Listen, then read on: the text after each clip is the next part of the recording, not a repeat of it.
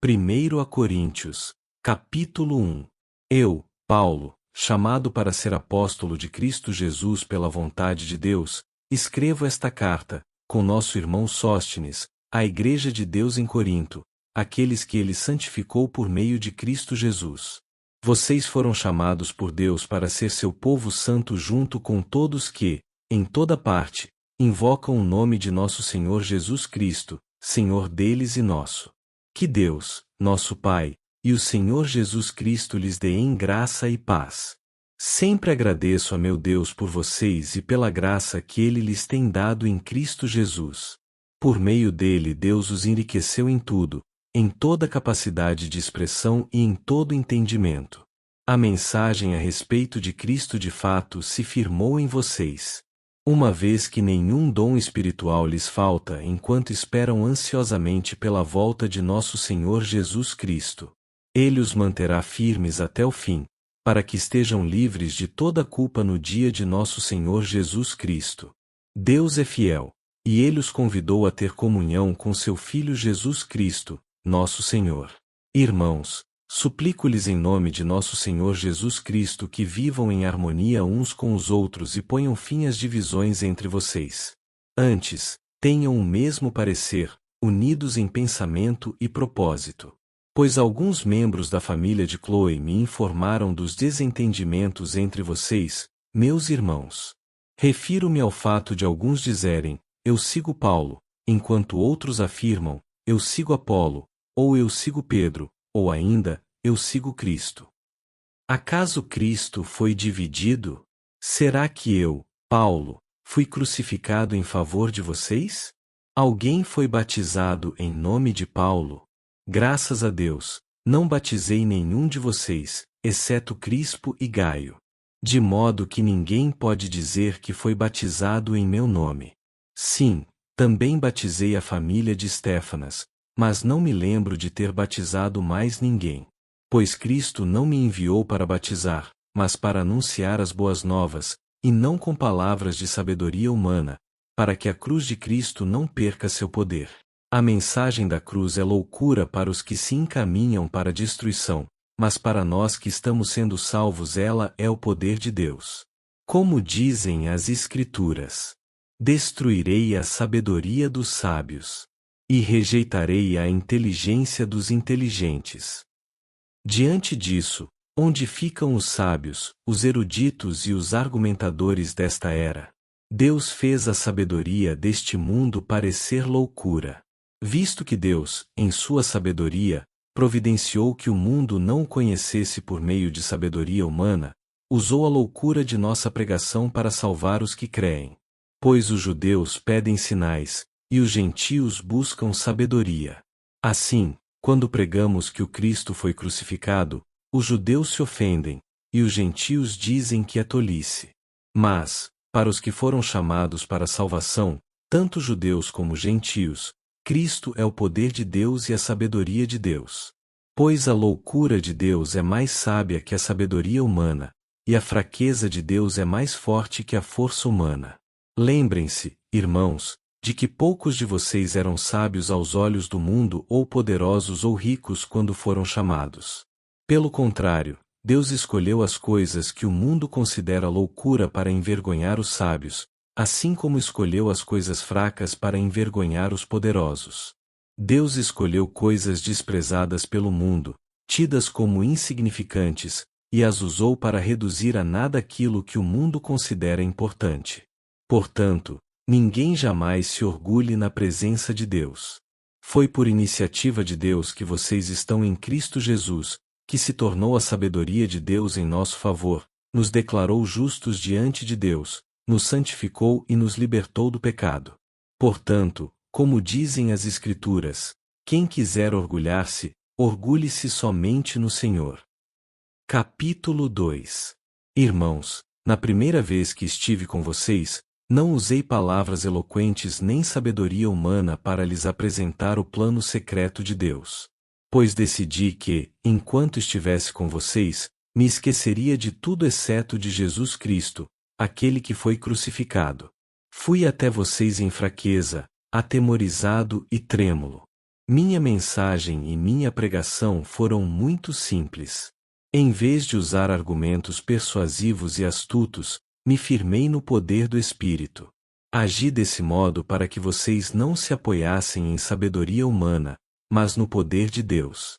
No entanto, quando estamos entre pessoas maduras, falamos com palavras de sabedoria, mas não com o tipo de sabedoria desta era ou de seus governantes, que logo caem no esquecimento. Pelo contrário, a sabedoria a que nos referimos é o mistério de Deus, seu plano antissecreto e oculto, embora ele o tenha elaborado para nossa glória antes do começo do mundo. Os governantes desta era, por sua vez, não a entenderam, pois se a houvessem entendido não teriam crucificado o Senhor da glória. É a isso que as Escrituras se referem quando dizem: olho nenhum viu, ouvido nenhum ouviu, e mente nenhuma imaginou o que Deus preparou para aqueles que o amam. Mas foi a nós que Deus revelou estas coisas por seu Espírito. Pois o Espírito sonda todas as coisas, até os segredos mais profundos de Deus. Pois quem conhece os pensamentos de uma pessoa, senão o próprio Espírito dela? Da mesma forma, ninguém conhece os pensamentos de Deus, senão o Espírito de Deus. E nós recebemos o Espírito de Deus, e não o Espírito deste mundo, para que conheçamos as coisas maravilhosas que Deus nos tem dado gratuitamente. Quando lhes dizemos isso, não empregamos palavras vindas da sabedoria humana, mas palavras que nos foram ensinadas pelo Espírito, explicando verdades espirituais a pessoas espirituais. Mas o homem natural não aceita as verdades do Espírito de Deus. Elas lhe parecem loucura, e ele não consegue entendê-las, pois apenas quem é espiritual consegue avaliar corretamente o que diz o Espírito. Quem é espiritual pode avaliar todas as coisas, mas ele próprio não pode ser avaliado por outros. Pois, quem conhece os pensamentos do Senhor? Quem sabe o suficiente para instruí-lo? Mas nós temos a mente de Cristo. Capítulo 3. Irmãos, quando estive com vocês, não pude lhes falar como a pessoas espirituais, mas como se pertencessem a este mundo ou fossem criancinhas em Cristo. Tive de alimentá-los com leite, e não com alimento sólido, pois não estavam aptos para recebê-lo. E ainda não estão, porque ainda são controlados por sua natureza humana. Têm ciúme uns dos outros, discutem e brigam entre si. Acaso isso não mostra que são controlados por sua natureza humana e que vivem como pessoas do mundo? Quando um de vocês diz, eu sigo Paulo, e o outro diz, eu sigo Apolo, não estão agindo exatamente como as pessoas do mundo? Afinal, quem é Paulo? Quem é Apolo? Somos apenas servos de Deus por meio dos quais vocês vieram a crer. Cada um de nós fez o trabalho do qual o Senhor nos encarregou. Eu plantei e Apolo regou, mas quem fez crescer foi Deus. Não importa quem planta ou quem rega, mas sim Deus, que faz crescer. Quem planta e quem rega trabalham para o mesmo fim, e ambos serão recompensados por seu árduo trabalho. Pois nós somos colaboradores de Deus, e vocês são lavoura de Deus e edifício de Deus. Pela graça que me foi dada, lancei o alicerce como um construtor competente, e agora outros estão construindo sobre ele. Mas quem constrói sobre o alicerce precisa ter muito cuidado. Pois ninguém pode lançar outro alicerce além daquele que já foi posto, isto é, Jesus Cristo. Aqueles que constroem sobre esse alicerce podem usar vários materiais: ouro, prata, pedras preciosas, madeira, feno ou palha. No dia do juízo, porém, o fogo revelará que tipo de obra cada construtor realizou, e o fogo mostrará se a obra tem algum valor. Se ela sobreviver, o construtor receberá recompensa. Se ela queimar, o construtor sofrerá grande prejuízo, mas será salvo como alguém que é resgatado do meio do fogo. Vocês não entendem que são o templo de Deus e que o Espírito de Deus habita em vocês? Deus destruirá quem destruir seu templo.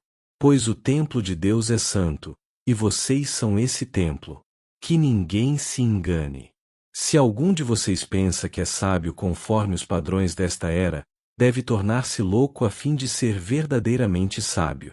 Pois a sabedoria deste mundo é loucura para Deus. Como dizem as Escrituras, ele apanha os sábios na armadilha da própria astúcia deles. E também, o Senhor conhece os pensamentos dos sábios, sabe que nada valem. Portanto, não se orgulhem de seguir líderes humanos, pois tudo lhes pertence. Paulo, Apolo ou Pedro, o mundo, a vida e a morte, o presente e o futuro. Tudo é de vocês. E vocês são de Cristo, e Cristo é de Deus. Capítulo 4. Portanto, devemos ser considerados simples servos de Cristo, encarregados de explicar os mistérios de Deus. De um encarregado espera-se que seja fiel. Quanto a mim, pouco importa como sou avaliado por vocês ou por qualquer autoridade humana. Na verdade, nem minha própria avaliação é importante. Minha consciência está limpa, mas isso não prova que estou certo. O Senhor é quem me avaliará e decidirá.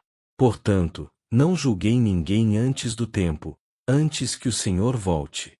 Pois Ele trará à luz nossos segredos mais obscuros e revelará nossas intenções mais íntimas. Então Deus dará a cada um a devida aprovação.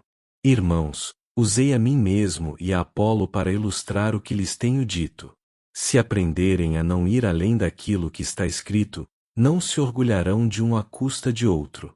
Pois que direito vocês têm de julgar desse modo? O que vocês têm que Deus não lhes tenha dado?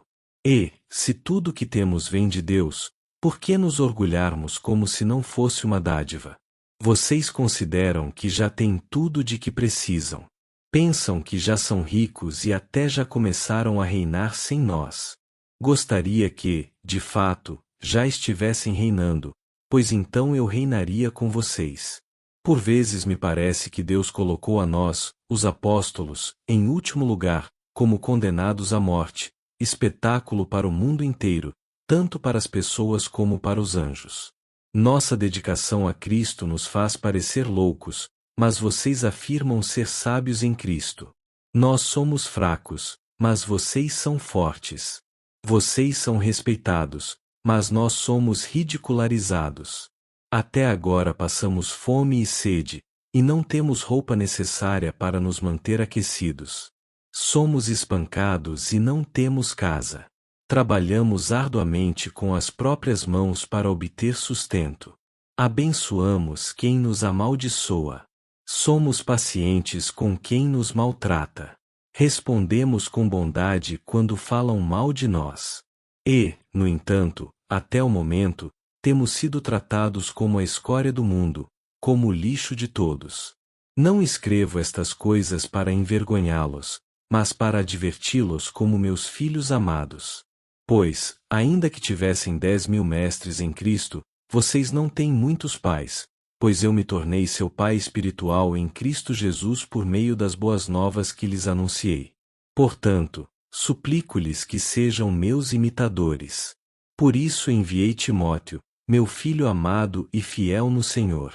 Ele os lembrará de como sigo Cristo Jesus, de acordo com o que ensino em todas as igrejas, em qualquer lugar aonde vou.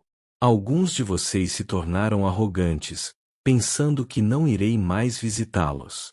Mas eu irei, e logo, se o Senhor permitir, e então verei se esses arrogantes apenas fazem discursos pretensiosos ou se têm, de fato, o poder de Deus. Pois o reino de Deus não consiste apenas em palavras, mas em poder. O que vocês escolhem? Devo ir com vara para castigá-lo ou sou com amor e espírito de mansidão? Capítulo 5. Comenta-se por toda parte que há imoralidade sexual em seu meio, imoralidade que nem mesmo os pagãos praticam. Soube de um homem entre vocês que mantém relações sexuais com a própria madrasta. Como podem se orgulhar disso? Deveriam lamentar-se e excluir de sua comunhão o homem que cometeu tamanha ofensa. Embora eu não esteja com vocês em pessoa, estou presente em espírito. E, como se estivesse aí, já condenei esse homem. Em nome do Senhor Jesus. Convoquem uma reunião. Estarei com vocês em meu espírito, e o poder de nosso Senhor Jesus também estará presente. Entreguem esse homem a Satanás, para que o corpo seja punido e o espírito seja salvo no dia do Senhor. Não é nada bom se orgulharem disso. Não percebem que esse pecado é como um pouco de fermento que leveda toda a massa? Livrem-se do fermento velho, para que sejam massa nova, sem fermento, o que de fato são. Cristo, nosso Cordeiro Pascal, foi sacrificado. Por isso, celebremos a festa não com o velho pão, fermentado com maldade e perversidade, mas com o novo pão da sinceridade e da verdade, sem nenhum fermento. Quando lhes escrevi antes, disse que não deviam se associar com pessoas que se entregam à imoralidade sexual. Com isso, porém, não me referi a descrentes que vivem em imoralidade sexual, ou são avarentos, ou exploram os outros, ou adoram ídolos. Vocês teriam de sair deste mundo para evitar pessoas desse tipo. O que eu queria dizer era que vocês não devem se associar a alguém que afirma ser irmão mas vive em imoralidade sexual, ou é avarento, ou adora ídolos, ou insulta as pessoas, ou é bêbado ou explora os outros.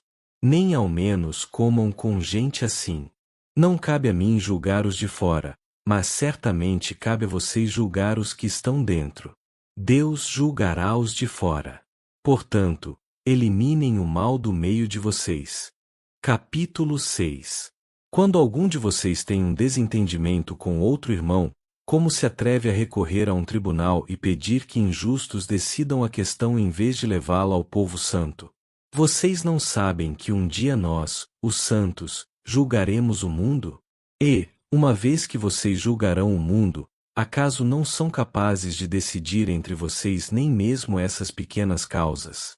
Não sabem que julgaremos os anjos? Que dizer, então, dos desentendimentos corriqueiros desta vida? Se vocês têm conflitos legais, por que levá-los para fora da igreja, a juízes que não fazem parte dela? Digo isso para envergonhá-los. Ninguém entre vocês tem sabedoria suficiente para resolver essas questões? Em vez disso, um irmão processa outro irmão diante dos descrentes. O simples fato de terem essas ações judiciais entre si já é uma derrota para vocês. Por que não aceitar a injustiça sofrida? Por que não arcar com o prejuízo? Em vez disso, vocês mesmos cometem injustiças e causam prejuízos até contra os próprios irmãos. Vocês não sabem que os injustos não herdarão o reino de Deus? Não se enganem. Aqueles que se envolvem em imoralidade sexual, adoram ídolos, cometem adultério, se entregam a práticas homossexuais. São ladrões, avarentos, bêbados, insultam as pessoas ou exploram os outros não herdarão o reino de Deus. Alguns de vocês eram assim, mas foram purificados e santificados, declarados justos diante de Deus no nome do Senhor Jesus Cristo e pelo Espírito de nosso Deus. Tudo me é permitido, mas nem tudo convém. Tudo me é permitido, mas não devo me tornar escravo de nada. Os alimentos foram feitos para o estômago, e o estômago para os alimentos. É verdade, mas um dia Deus acabará com os dois. Vocês, contudo, não podem dizer que nosso corpo foi feito para a imoralidade sexual. Ele foi feito para o Senhor, e o relacionamento que o Senhor tem conosco inclui nosso corpo. Portanto, Deus nos ressuscitará dos mortos por seu poder, assim como ressuscitou o Senhor. Vocês não sabem que seu corpo é, na realidade, membro de Cristo? Acaso um homem deve tomar seu corpo, que faz parte de Cristo, e uni-lo a uma prostituta? De maneira nenhuma. E vocês não sabem que se um homem se une a uma prostituta, ele se torna um corpo com ela? Pois as Escrituras dizem, os dois se tornam um só. Mas a pessoa que se une ao Senhor tem com ele uma união de espírito. Fujam da imoralidade sexual. Nenhum outro pecado afeta o corpo como esse, pois a imoralidade sexual é um pecado contra o próprio corpo. Vocês não sabem que seu corpo é o templo do Espírito Santo, que habita em vocês e lhes foi dado por Deus? Vocês não pertencem a si mesmos, pois foram comprados por alto preço. Portanto, honrem a Deus com seu corpo. Capítulo 7. Agora, quanto às perguntas que vocês me fizeram em sua carta, digo que é bom que o homem não toque em mulher. Mas, uma vez que há tanta imoralidade sexual, cada homem deve ter sua própria esposa, e cada mulher, seu próprio marido. O marido deve satisfazer as necessidades conjugais de sua esposa, e a esposa deve fazer o mesmo por seu marido. A esposa não tem autoridade sobre seu corpo, mas sim o marido. Da mesma forma, não é o marido que tem autoridade sobre seu corpo, mas sim a esposa. Não privem um ao outro de terem relações, a menos que ambos concordem em abster-se da intimidade sexual por certo tempo, a fim de se dedicarem de modo mais pleno à oração. Depois disso, unam-se novamente, para que Satanás não os tente por causa de sua falta de domínio próprio. Digo isso como concessão, e não como mandamento. Gostaria que todos fossem como eu, mas cada um tem seu próprio dom, concedido por Deus. Um tem este tipo de dom, o outro, aquele. Portanto, digo aos solteiros e às viúvas, é melhor que permaneçam como eu. Mas, se não conseguirem se controlar, devem se casar. É melhor se casar que arder em desejo. Para os casados, porém, tenho uma ordem que não vem de mim, mas do Senhor. A esposa não deve se separar do marido. Mas, se o fizer, que permaneça solteira ou se reconcilie com ele. E o marido não deve se separar da esposa. Agora me dirijo aos demais, embora o Senhor não tenha dado instrução específica a respeito. Se um irmão for casado com uma mulher descrente e ela estiver disposta a continuar vivendo com ele, não se separe dela. E, se uma irmã for casada com um homem descrente e ele estiver disposto a continuar vivendo com ela, não se separe dele. Pois o marido descrente é santificado pela esposa, e a esposa descrente é santificada pelo marido. Do contrário, os filhos seriam impuros, mas eles são santos. Se, porém, o cônjuge descrente insistir em se separar, deixe-o ir nesses casos, o irmão ou a irmã não está mais preso a outra pessoa, pois Deus o chamou para viver em paz. Você, esposa, como sabe que seu marido poderia ser salvo por sua causa? E você, marido, como sabe que sua esposa poderia ser salva por sua causa? Cada um continue a viver na situação em que o Senhor o colocou, e cada um permaneça como estava quando Deus o chamou. Essa é minha regra para todas as igrejas. Se um homem foi circuncidado antes de crer, não deve tentar mudar sua condição. E, se um homem não foi circuncidado antes de crer, não o deve ser agora. Pois não faz diferença se ele foi circuncidado ou não. O importante é que obedeça aos mandamentos de Deus. Sim, cada um deve permanecer como estava quando Deus o chamou. Você foi chamado sendo escravo? Não deixe que isso preocupe, mas, se tiver a oportunidade de ficar livre, aproveite-a. E, se você era escravo quando o Senhor o chamou, agora é livre no Senhor. E, se você era livre quando o Senhor o chamou, agora é escravo de Cristo. Vocês foram comprados por alto preço, portanto não se deixem escravizar pelo mundo. Cada um de vocês, irmãos, deve permanecer como estava quando Deus o chamou. Quanto à pergunta sobre as moças que ainda não se casaram, não tenho para elas um mandamento do Senhor. Em sua misericórdia, porém, o Senhor me deu sabedoria confiável, e eu a compartilharei com vocês. Tendo em vista as dificuldades de nosso tempo, creio que é melhor que permaneçam como estão. Se você já tem esposa, não procure se separar. Se não tem esposa, não procure se casar. Se, contudo, vier a se casar, não é pecado. E, se uma moça se casar, também não é pecado. No entanto, aqueles que se casarem em tempos como os atuais terão de enfrentar dificuldades, e minha intenção é poupá-los disso. Irmãos, isto é o que quero dizer, o tempo que resta é muito curto. Portanto, de agora em diante, aqueles que têm esposa devem agir como se não fossem casados.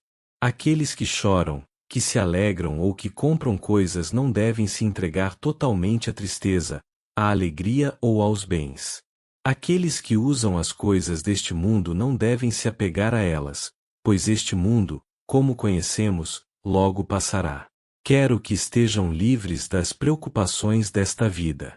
O homem que não é casado tem mais tempo para se dedicar à obra do Senhor e pensar em como agradá-lo. Mas o homem casado precisa pensar em suas responsabilidades neste mundo e em como agradar sua esposa. Seus interesses estão divididos. Da mesma forma, a mulher que não é casada ou que nunca se casou pode se dedicar ao Senhor e ser santa de corpo e espírito.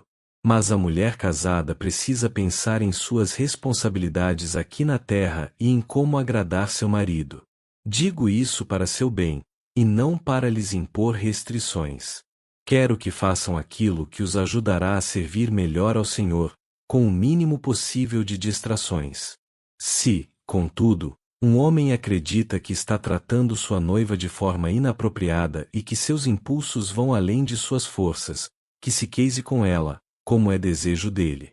Não é pecado. Mas, se tiver assumido um compromisso firme, e não houver urgência, e ele for capaz de controlar sua paixão, faz bem em não se casar. Portanto, quem se casa com sua noiva faz bem, e quem não se casa faz melhor ainda. A esposa está ligada ao marido enquanto ele viver. Se o marido morrer, ela está livre para se casar com quem quiser, desde que seja um irmão no Senhor. Em minha opinião, porém, seria melhor que ela não se casasse novamente, e creio que, ao dizer isso, lhes dou o conselho do Espírito de Deus. Capítulo 8. Quanto à pergunta sobre a comida sacrificada a ídolos, sabemos que todos temos conhecimento a esse respeito. Contudo, o conhecimento traz orgulho, enquanto o amor fortalece. Se alguém pensa que sabe tudo sobre algo, ainda não aprendeu como deveria. Mas quem ama a Deus é conhecido por Ele. Então, o que dizer quanto ao alimento oferecido a ídolos? Bem, todos nós sabemos que, na verdade, o ídolo nada vale neste mundo, e que há somente um Deus. Sim, é fato que existem os que são chamados de deuses, por assim dizer, nos céus e na terra, e há pessoas que adoram muitos deuses e muitos senhores. Para nós, porém, há somente um Deus, o Pai, por meio de quem todas as coisas foram criadas, e para quem vivemos. E há somente um Senhor, Jesus Cristo, por meio de quem todas as coisas foram criadas, e por meio de quem recebemos vida. No entanto, nem todos sabem disso. Alguns estão acostumados a pensar que os ídolos são de verdade, de modo que, ao comer alimentos oferecidos a eles, imaginam que estão adorando deuses de verdade, e sua consciência fraca é contaminada. Não obtemos a aprovação de Deus pelo que comemos. Não perdemos nada se não comemos, e se comemos, nada ganhamos. Contudo, tenham cuidado para que sua liberdade não leve outros de consciência mais fraca a tropeçarem. Pois, se alguém vir você, que diz ter um conhecimento superior, comer no templo de um ídolo, acaso não será induzido a contaminar a própria consciência ao ingerir alimentos oferecidos a ídolos? Assim, por causa do seu conhecimento superior, um irmão fraco pelo qual Cristo morreu acaba se perdendo. E quando vocês pecam contra outros irmãos, incentivando-os a fazer algo que eles consideram errado, pecam contra Cristo. Portanto, se aquilo que eu como faz um irmão pecar, nunca mais comerei carne, pois não quero fazer meu irmão tropeçar. Capítulo 9. Acaso não sou livre como qualquer outro? Não sou apóstolo. Não vi Jesus, nosso Senhor, com meus próprios olhos. Não são vocês resultado de meu trabalho no Senhor? Mesmo que outros pensem que não sou apóstolo, certamente o sou para vocês. Vocês mesmos são prova de que sou apóstolo do Senhor. Esta é minha resposta aos que questionam minha autoridade. Acaso não temos o direito de receber comida e bebida por nosso trabalho?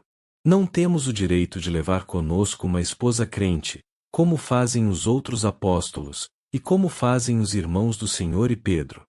Ou será que só Barnabé e eu precisamos trabalhar para nos sustentarmos? Que soldado precisa pagar pelas próprias despesas? Que agricultor planta uma videira e não tem direito de comer de seus frutos? Que pastor cuida de um rebanho e não tem permissão de tomar de seu leite? Será que expresso apenas uma opinião humana ou a lei diz o mesmo? Pois está escrito na lei de Moisés: não amordassem o boi para impedir que ele coma enquanto trilha os cereais. Deus estava pensando apenas nos bois quando disse isso? Será que, na verdade, não estava se referindo a nós? Sim, essas palavras foram escritas a nosso respeito e, portanto, quem ara e quem trilha o cereal deve ter a esperança de receber uma parte da colheita. Se plantamos sementes espirituais entre vocês, não temos direito a uma colheita material? Se vocês sustentam outros que pregam a vocês, não temos ainda mais direito de receber o mesmo sustento? Mas nunca fizemos uso desse direito. Preferimos suportar qualquer coisa a fim de não sermos obstáculo para as boas novas a respeito de Cristo. Vocês não sabem que os que trabalham no templo se alimentam das ofertas levadas ao templo, e os que servem diante do altar recebem uma parte dos sacrifícios oferecidos no altar? Da mesma forma, o Senhor ordenou que os que anunciam as boas novas vivam pelas boas novas. Contudo, nunca usei de nenhum desses direitos. Não escrevo isso para sugerir que desejo agora começar a fazê-lo. De fato, prefiro morrer a perder o privilégio de me orgulhar de pregar sem cobrar nada. E, no entanto, não posso me orgulhar de anunciar as boas novas, pois sou impelido por Deus a fazê-lo. Ai de mim se não anunciar as boas novas. Se o fizesse por minha própria iniciativa, mereceria pagamento. Mas não tenho escolha, pois Deus me confiou essa responsabilidade. Qual é, então, minha recompensa? É a oportunidade de anunciar as boas novas sem cobrar nada de ninguém, de modo a não desfrutar os direitos que tenho por anunciar as boas novas. Embora eu seja um homem livre, fiz-me escravo de todos para levar muitos a Cristo. Quando estive com os judeus, vivi como judeus para levá-los a Cristo. Quando estive com os que seguem a lei judaica, vivi debaixo dessa lei. Embora não esteja sujeito à lei, agi desse modo para levar a Cristo aqueles que estão debaixo da lei. Quando estou com os que não seguem a lei judaica, também vivo de modo independente da lei para levá-los a Cristo. Não ignoro, porém, a lei de Deus, pois obedeço à lei de Cristo. Quando estou com os fracos, também me torno fraco, pois quero levar os fracos a Cristo. Sim, tento encontrar algum ponto em comum com todos, fazendo todo o possível para salvar alguns. Faço tudo isso para espalhar as boas novas e participar de suas bênçãos. Vocês não sabem que, numa corrida, todos competem, mas apenas um ganha o prêmio. Portanto, corram para vencer. O atleta precisa ser disciplinado sob todos os aspectos. Ele se esforça para ganhar um prêmio perecível. Nós, porém, o fazemos para ganhar um prêmio eterno. Por isso não corro sem objetivo nem luto como quem dá golpes no ar. Disciplino meu corpo como um atleta, treinando para fazer o que deve, de modo que, depois de ter pregado a outros, eu mesmo não seja desqualificado. Capítulo 10. Irmãos, não quero que vocês se esqueçam do que aconteceu muito tempo atrás, quando nossos antepassados foram guiados por uma nuvem que ia adiante deles e atravessaram o mar. Na nuvem e no mar, todos foram batizados como seguidores de Moisés. Todos comeram do mesmo alimento espiritual. E todos beberam da mesma água espiritual, pois beberam da rocha espiritual que os acompanhava, e essa rocha era Cristo. No entanto, Deus não se agradou da maioria deles, e seus corpos ficaram espalhados pelo deserto. Tais coisas aconteceram como advertência para nós, a fim de que não cobicemos o que é mal, como eles cobiçaram. Nem adoremos ídolos, como alguns deles adoraram. Segundo as Escrituras, todos comeram e beberam e se entregaram à farra. E não devemos praticar a imoralidade sexual, como alguns deles praticaram, e morreram 23.000 pessoas num só dia. Também não devemos pôr Cristo à prova, como alguns deles puseram, e foram mortos por serpentes. E não se queixem como alguns deles se queixaram, e foram destruídos pelo anjo da morte. Essas coisas que aconteceram a eles nos servem como exemplo. Foram escritas como advertência para nós, que vivemos no fim dos tempos. Portanto, se vocês pensam que estão de pé, cuidem para que não caiam. As tentações em sua vida não são diferentes daquelas que outros enfrentaram. Deus é fiel, e Ele não permitirá tentações maiores do que vocês podem suportar. Quando forem tentados, Ele mostrará uma saída para que consigam resistir. Portanto, meus amados, fujam do culto aos ídolos. Vocês são pessoas sensatas. Julguem por si mesmos se o que digo é verdade. Quando abençoamos o cálice à mesa, não participamos do sangue de Cristo. E, quando partimos o pão, não participamos do corpo de Cristo. E, embora sejamos muitos, todos comemos do mesmo pão, mostrando que somos um só corpo. Pensem no povo de Israel. Acaso os que comiam dos sacrifícios não partilhavam do mesmo altar? Então, o que estou tentando dizer? Que a comida oferecida a ídolos tem alguma importância, ou que os ídolos são deuses de verdade? De maneira nenhuma. Estou dizendo que esses sacrifícios são oferecidos a demônios, e não a Deus. E não quero que vocês tenham parte com demônios. Vocês não podem beber do cálice do Senhor e também do cálice de demônios. Não podem participar da mesa do Senhor e também da mesa de demônios. Acaso nos atreveremos a despertar o ciúme do Senhor? Somos mais fortes que Ele? Tudo é permitido, mas nem tudo convém. Tudo é permitido, mas nem tudo traz benefícios.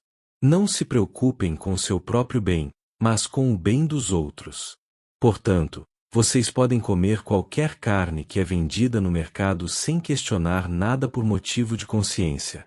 Pois do Senhor é a terra e tudo o que nela há.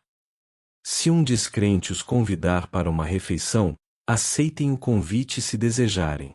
Comam o que lhes oferecerem, sem questionar nada por motivo de consciência.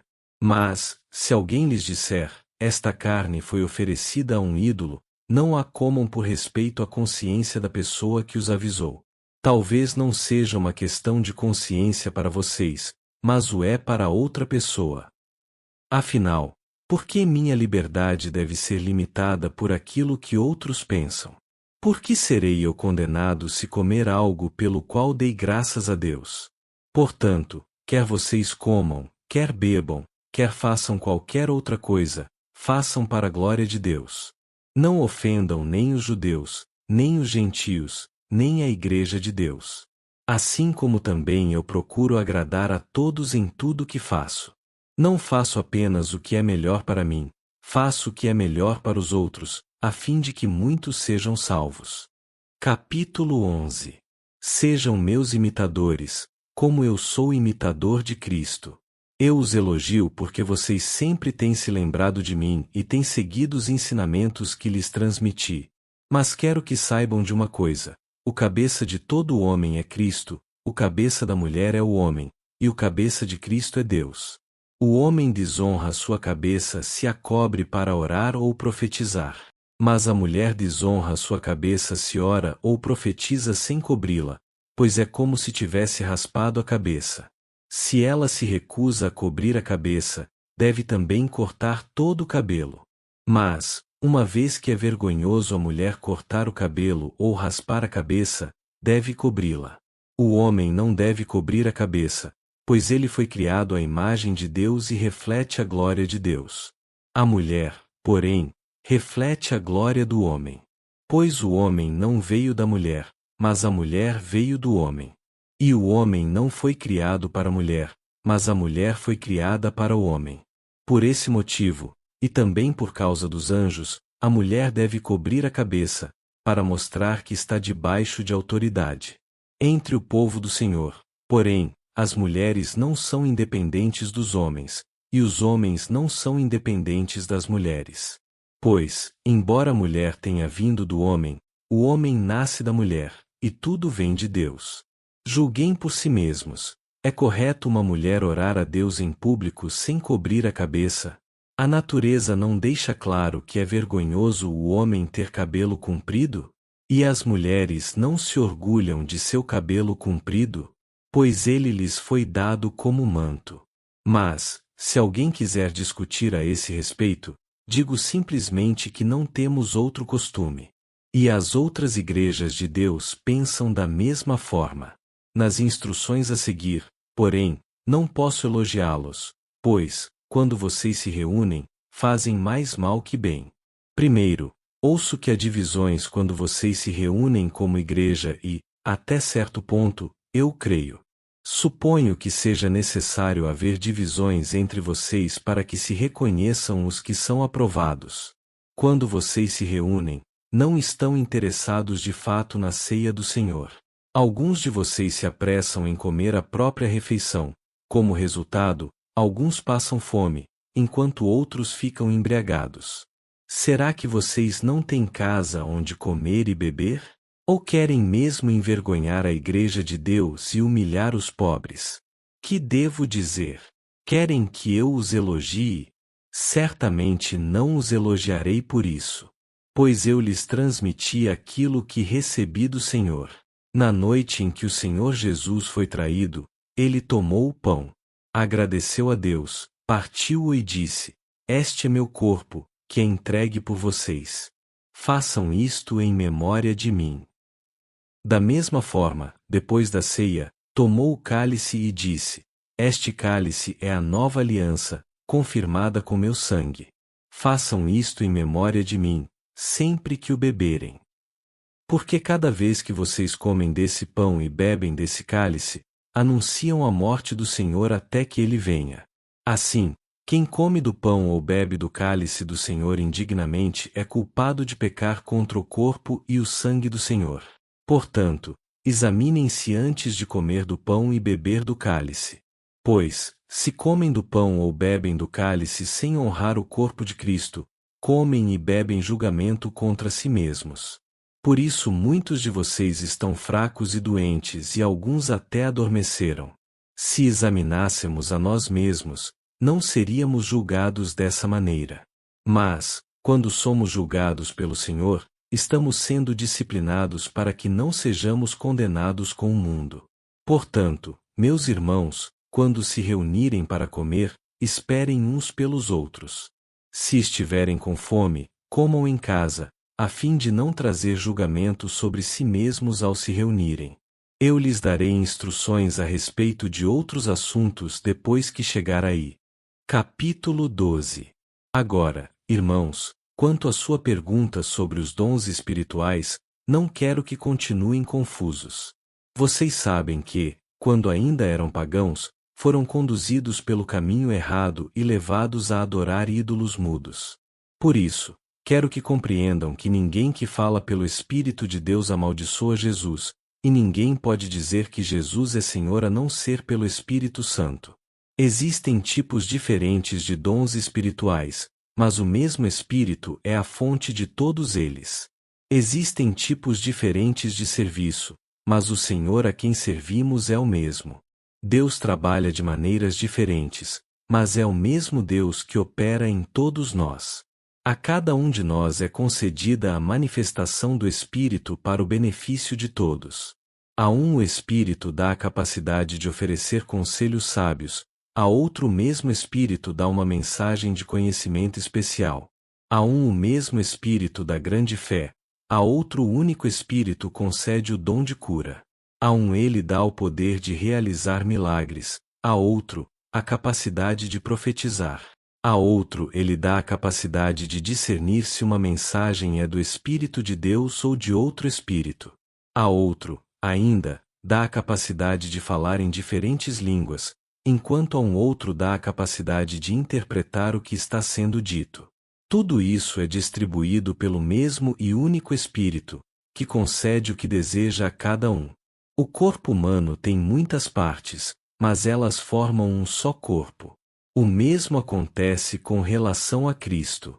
Alguns de nós são judeus, alguns são gentios, alguns são escravos e alguns são livres, mas todos nós fomos batizados em um só corpo pelo único Espírito, e todos recebemos o privilégio de beber do mesmo Espírito. De fato, o corpo não é feito de uma só parte, mas de muitas partes diferentes. Se o pé diz, não sou parte do corpo porque não sou mão, acaso, por isso, deixa de ser parte do corpo? E se a orelha diz, não sou parte do corpo porque não sou olho, será que, por isso, deixa de ser parte do corpo? Se o corpo todo fosse olho, como vocês ouviriam? E, se o corpo todo fosse orelha, como sentiriam o cheiro de algo? Mas nosso corpo tem muitas partes, e Deus colocou cada uma delas onde Ele quis. O corpo deixaria de ser corpo se tivesse apenas uma parte. Assim, há muitas partes, mas um só corpo. O olho não pode dizer à mão, não preciso de você.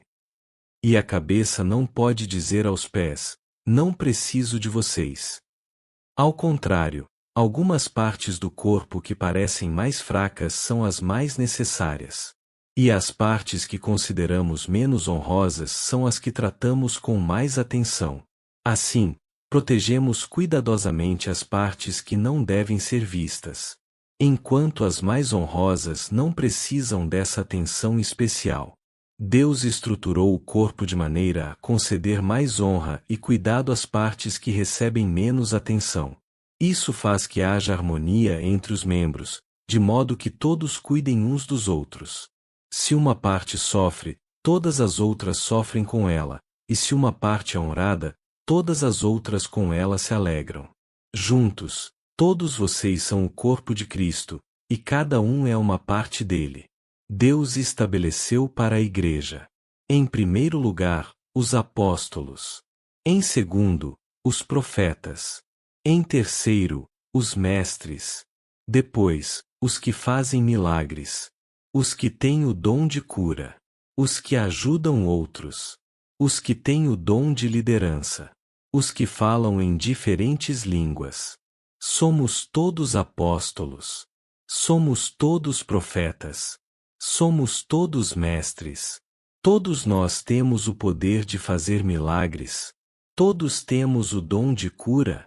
Todos temos a capacidade de falar em diferentes línguas. Todos temos a capacidade de interpretar o que é dito. Portanto, desejem intensamente os dons mais úteis. Agora, porém, vou-lhes mostrar um estilo de vida que supera os demais. Capítulo 13. Se eu falasse as línguas dos homens e dos anjos, mas não tivesse amor, seria como um sino que ressoa ou um símbolo que retine. Se eu tivesse o dom de profecias, se entendesse todos os mistérios de Deus e tivesse todo o conhecimento, e se tivesse uma fé que me permitisse mover montanhas, mas não tivesse amor, eu nada seria. Se desse tudo o que tenho aos pobres e até entregasse meu corpo para ser queimado, e não tivesse amor, de nada me adiantaria. O amor é paciente e bondoso. O amor não é ciumento, nem presunçoso. Não é orgulhoso, nem grosseiro. Não exige que as coisas sejam à sua maneira. Não é irritável, nem rancoroso. Não se alegra com a injustiça, mas sim com a verdade. O amor nunca desiste, nunca perde a fé, sempre tem esperança e sempre se mantém firme. Um dia, profecia, línguas e conhecimento desaparecerão e cessarão, mas o amor durará para sempre. Agora nosso conhecimento é parcial e incompleto, e até mesmo o dom da profecia revela apenas uma parte do todo. Mas, quando vier o que é perfeito, essas coisas imperfeitas desaparecerão. Quando eu era criança, falava, pensava e raciocinava como criança.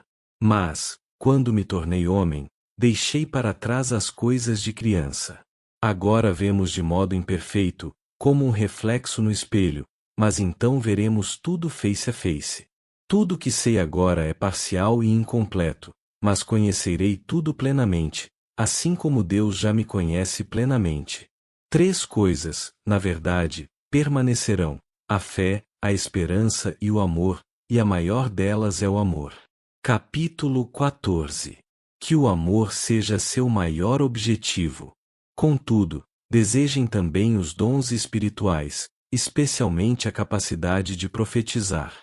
Pois quem fala em línguas fala apenas com Deus, pois ninguém mais o entende, e em espírito fala verdades ocultas. Mas aquele que profetiza fortalece, anima e conforta os outros. Quem fala em línguas fortalece a si mesmo, mas quem profetiza fortalece toda a igreja. Gostaria que todos vocês falassem em línguas, mas gostaria ainda mais que todos profetizassem. Pois a profecia é superior a falar em línguas, a menos que alguém interprete o que vocês dizem para que toda a igreja seja fortalecida. Irmãos, se eu for visitá-los e falar em línguas, em que isso os ajudará? Mas, se eu lhes trouxer uma revelação, um conhecimento especial, uma profecia ou um ensinamento, isso lhes será proveitoso. Até mesmo instrumentos inanimados como a flauta ou a harpa precisam soar as notas com clareza. Do contrário, ninguém reconhecerá a melodia. E, se a trombeta não emitir um toque nítido, como os soldados saberão que estão sendo convocados para a batalha? O mesmo acontece com vocês. Se usarem palavras incompreensíveis, como alguém saberá o que estão dizendo? Será o mesmo que falar ao vento. Há muitos idiomas no mundo, e todos têm sentido. Mas, se eu não entendo um idioma, sou estrangeiro para quem o fala, e ele é estrangeiro para mim. O mesmo se aplica a vocês. Uma vez que estão ansiosos para ter os dons espirituais, busquem os dons que fortalecerão a igreja toda. Portanto, quem fala em línguas deve orar pedindo também a capacidade de interpretar o que é dito. Pois, se oro em línguas, meu espírito ora, mas eu não entendo o que estou dizendo. Então, o que devo fazer? Orarei no espírito e também orarei em palavras que entendo. Cantarei no espírito e também cantarei em palavras que entendo. Pois, se louvarem apenas no espírito, como poderão louvar com vocês aqueles que não os entendem? Como poderão agradecer com vocês se não entendem o que estão dizendo? Vocês darão graças muito bem, mas não fortalecerão aqueles que os ouvem. Dou graças a Deus porque falo em línguas mais que qualquer um de vocês. Contudo, numa reunião da igreja, prefiro dizer 5 palavras compreensíveis que ajudem os outros a falar 10.000 palavras em outra língua. Irmãos, não sejam infantis no entendimento dessas coisas. Sejam inocentes como bebês com relação ao mal, mas sejam maduros no entendimento. Pois as Escrituras dizem: falarei a este povo em línguas estranhas, e por meio de lábios estrangeiros. Mesmo assim, este povo não me ouvirá, diz o Senhor. Portanto, falar em línguas é um sinal não para os que creem, mas para os descrentes. A profecia, contudo, é para os que creem, e não para os descrentes. Ainda assim, se descrentes ou pessoas que não entendem essas coisas entrarem na reunião de sua igreja e ouvirem todos falarem em línguas, pensarão que vocês são loucos. Mas, se todos vocês estiverem profetizando e descrentes ou pessoas que não entendem essas coisas entrarem na reunião, serão convencidos do pecado e julgados por aquilo que vocês disserem. Ao ouvirem, os pensamentos secretos deles serão revelados, e eles cairão de joelhos e adorarão a Deus, declarando: de fato, Deus está aqui no meio de vocês. Pois bem, irmãos, o que fazer, então? Quando vocês se reunirem, um cantará, o outro ensinará, o outro revelará, um falará em línguas e outro interpretará o que for dito. Tudo o que for feito, porém, deverá fortalecer a todos. Não mais que 2 ou 3 devem falar em línguas. Devem se pronunciar um de cada vez, e alguém deve interpretar o que disserem. Mas, se não houver alguém que possa interpretar, devem permanecer calados na reunião da igreja, falando com Deus em particular. Que 2 ou 3 profetizem e os outros avaliem o que for dito. Se alguém estiver profetizando e outra pessoa receber uma revelação, quem está falando deve se calar. Desse modo, todos que profetizam terão sua vez de falar, um depois do outro, para que todos sejam instruídos e encorajados. Aqueles que profetizam têm controle de seu espírito e podem falar um por vez. Pois Deus não é Deus de desordem, mas de paz, como em todas as reuniões do povo santo. As mulheres devem permanecer em silêncio durante as reuniões da igreja. Não é apropriado que falem. Devem ser submissas, como diz a lei. Se tiverem alguma pergunta, devem fazê-la ao marido, em casa, pois não é apropriado que as mulheres falem nas reuniões da igreja. Ou vocês pensam que a palavra de Deus se originou entre vocês? Acaso são os únicos aos quais ela foi entregue? Se alguém afirma ser profeta ou se considera espiritual, será o primeiro a reconhecer que o que lhes digo é uma ordem do Senhor. Se alguém ignorar esse fato, ele mesmo será ignorado. Portanto, meus irmãos, anseiem profetizar e não proíbam falar em línguas.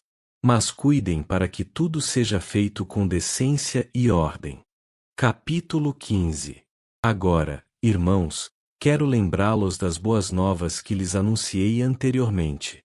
Vocês as receberam e nelas permanecem firmes. São essas boas novas que os salvam, se continuarem a crer na mensagem como lhes anunciei. Do contrário, sua fé é inútil. Eu lhes transmiti o que era mais importante e o que também me foi transmitido. Cristo morreu por nossos pecados, como dizem as Escrituras. Ele foi sepultado e ressuscitou no terceiro dia, como dizem as Escrituras. Apareceu a Pedro e, mais tarde, aos 12. Depois disso, apareceu a mais de 500 irmãos de uma só vez, a maioria dos quais ainda está viva, embora alguns já tenham adormecido. Mais tarde, apareceu a Tiago e, posteriormente, a todos os apóstolos. Por último, apareceu também a mim, como se eu tivesse nascido fora de tempo. Pois sou o mais insignificante dos apóstolos. Aliás, nem sou digno de ser chamado apóstolo, pois persegui a igreja de Deus. O que agora sou, porém, deve-se inteiramente à graça que Deus derramou sobre mim, e que não foi inútil.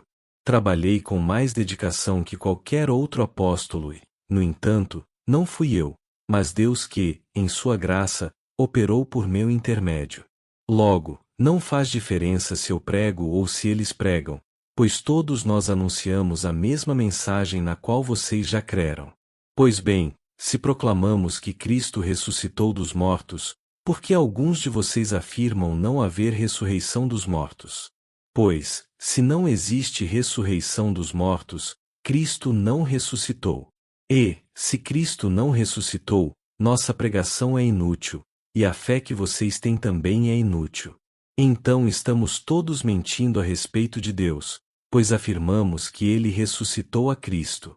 Mas, se não existe ressurreição dos mortos, isso não pode ser verdade. E, se não existe ressurreição dos mortos, então Cristo também não ressuscitou. E, se Cristo não ressuscitou, a fé que vocês têm é inútil, e vocês ainda estão em seus pecados. Nesse caso, todos que adormeceram crendo em Cristo estão perdidos. Se nossa esperança em Cristo vale apenas para esta vida, somos os mais dignos de pena em todo o mundo. Mas Cristo de fato ressuscitou dos mortos. Ele é o primeiro fruto da colheita de todos que adormeceram. Uma vez que a morte entrou no mundo por meio de um único homem, agora a ressurreição dos mortos começou por meio de um só homem. Assim como todos morremos em Adão, todos que são de Cristo receberão nova vida. Mas essa ressurreição tem uma sequência. Cristo ressuscitou como o primeiro fruto da colheita, e depois todos que são de Cristo ressuscitarão quando ele voltar. Então virá o fim, quando ele entregará o reino a Deus, o Pai, depois de ter destruído todos os governantes e autoridades e todo poder. Pois é necessário que Cristo reine até que tenha colocado todos os seus inimigos debaixo de seus pés. E o último inimigo a ser destruído é a morte. Pois as Escrituras dizem: Deus pôs todas as coisas sob a autoridade dele. Claro que, quando se diz que todas as coisas estão sob a autoridade dele, isso não inclui aquele que conferiu essa autoridade a Cristo. Então, quando todas as coisas estiverem sob a autoridade do Filho, ele se colocará sob a autoridade de Deus, para que Deus, que deu a seu Filho autoridade sobre todas as coisas, seja absolutamente supremo sobre todas as coisas em toda parte. E o que dizer dos que se batizam em favor dos mortos? Se os mortos não ressuscitam, como dizem eles, por que se batizam em favor dos que já morreram? E nós, por que arriscamos a vida o tempo todo? Pois eu afirmo, irmãos, que enfrento a morte diariamente, assim como afirmo meu orgulho daquilo que Cristo Jesus, nosso Senhor, fez em vocês. E, se não haverá ressurreição dos mortos, de que me adiantou ter lutado contra feras, isto é, aquela gente de Éfeso. Se não há ressurreição, comamos e bebamos, porque amanhã morreremos. Não se deixem enganar pelos que dizem essas coisas, pois as más companhias corrompem o bom caráter. Pensem bem sobre o que é certo e parem de pecar. Pois, para sua vergonha, eu lhes digo que alguns de vocês não têm o menor conhecimento de Deus. Alguém pode perguntar: como os mortos ressuscitarão? Que tipo de corpo terão? Que perguntas tolas! A semente só cresce e se transforma em planta depois que morre. E aquilo que se coloca no solo não é a planta que crescerá, mas apenas uma semente de trigo ou de alguma outra planta. Então Deus lhe dá um novo corpo como Ele quer. Um tipo diferente de planta cresce de cada tipo de semente. Da mesma forma, há tipos diferentes de carne. Um tipo para os seres humanos, outro para os animais, outro para as aves e outro para os peixes. Também há corpos celestes e corpos terrestres. A glória dos corpos celestes é diferente da glória dos corpos terrestres. O sol tem um tipo de glória, enquanto a lua e as estrelas têm outro. E até mesmo as estrelas diferem em glória umas das outras. O mesmo acontece com a ressurreição dos mortos. Quando morremos, o corpo terreno é plantado no solo, mas ressuscitará para viver para sempre. Nosso corpo é enterrado em desonra, mas ressuscitará em glória. É enterrado em fraqueza, mas ressuscitará em força. É enterrado como corpo humano natural, mas ressuscitará como corpo espiritual. Pois, assim como há corpos naturais, também há corpos espirituais. As Escrituras nos dizem: o primeiro homem, Adão, se tornou ser vivo. Mas o último Adão é espírito que dá vida. Primeiro vem o corpo natural, depois o corpo espiritual. O primeiro homem foi feito do pó da terra, enquanto o segundo homem veio do céu. Os que são da terra são como o homem terreno, e os que são do céu são como o homem celestial. Da mesma forma que agora somos como o homem terreno, algum dia seremos como o homem celestial. Estou dizendo, irmãos, que nosso corpo físico não pode herdar o reino de Deus. Este corpo mortal não pode herdar aquilo que durará para sempre. Mas eu lhes revelarei um segredo maravilhoso: nem todos dormiremos, mas todos seremos transformados. Acontecerá num instante, num piscar de olhos, ao som da última trombeta.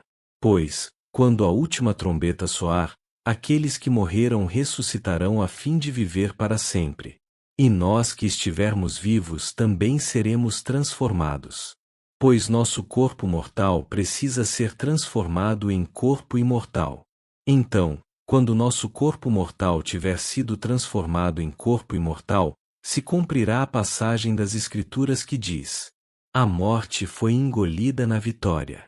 Ó morte, onde está sua vitória?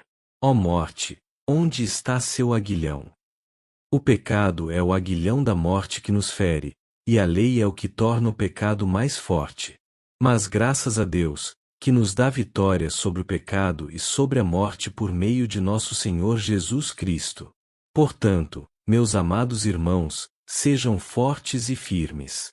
Trabalhem sempre para o Senhor com entusiasmo, pois vocês sabem que nada do que fazem para o Senhor é inútil. Capítulo 16. Quanto à pergunta sobre o dinheiro que vocês estão coletando para o povo santo, sigam as mesmas instruções que dei às igrejas na Galácia. No primeiro dia de cada semana, separem uma parte de sua renda.